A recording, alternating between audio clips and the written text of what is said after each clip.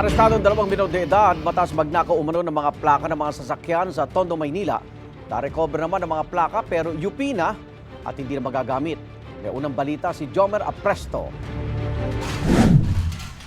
Ganito karaming plaka ng sasakyan ang narecover ng mga otoridad sa isang junk shop sa Tondo, Maynila.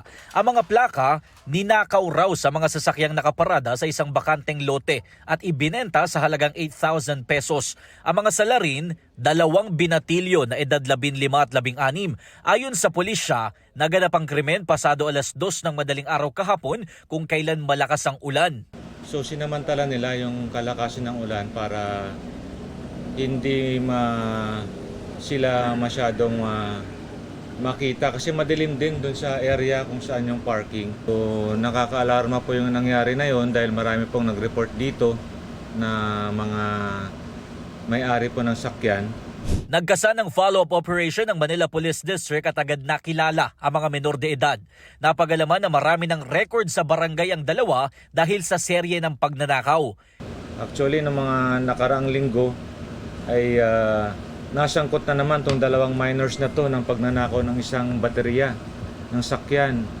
At hindi lang tinuluyan po ng may-ari po ng sakyan dahil po naawa po siya sa mga bata. Hinuli ng pulisya ang may-ari ng junk shop dahil sa paglabag nito sa anti-fencing law.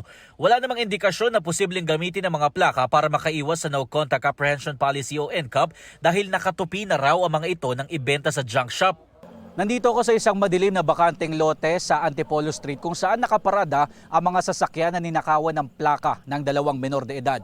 Problema ngayon ng mga may-ari ng sasakyan kung paano sila lalabas ng kalsada lalo at gumagana ang No Contact Apprehension Policy o NCAP. Hindi bababa sa 12 sasakyan dito ang nanakawan ng plaka. Bagamat nabawi ang mga plaka, hindi na ito mapapakinabangan ng mga may-ari ng sasakyan dahil bukod sa sira na ang mga ito, gagamitin din itong ebidensya sa kaso. Nasa kustodiya na ng Tayuman PCP ang may-ari ng junk shop na sinusubukan pa namin makuhanan ng pahayag. Habang nasa women's section naman ng Abansantos Police Station ang 2 binatilyo. Hinihintay pa ang resulta ng kanilang dental aging test para masiguro na menor de edad ang dalawa. Ito ang unang balita. Jomer Apresto para sa GMA Integrated News. Igan, mauna ka sa mga balita, mag-subscribe na sa GMA Integrated News sa YouTube para sa iba't ibang ulat sa ating bansa.